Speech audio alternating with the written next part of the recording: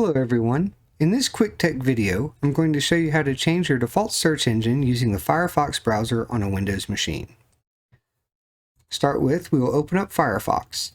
Over on the upper right hand corner, you see three horizontal lines. If you click there, it'll bring a drop-down menu and we come down to Settings and left-click there. From here, over on the left-hand side, we'll click where it says Search.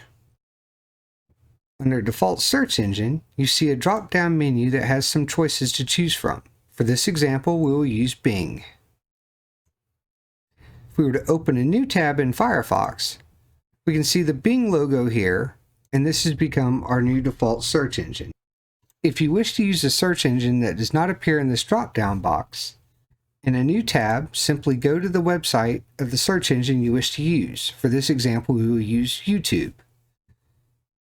In the address bar, where the search engine is listed, right-click, and at the bottom you'll see Add YouTube. Click there. If we go back to our settings, you can now see that YouTube has been added to the list of default search engines to be used with Firefox. Thank you for watching. Please like and subscribe and stay tuned for more quick tech how-to videos.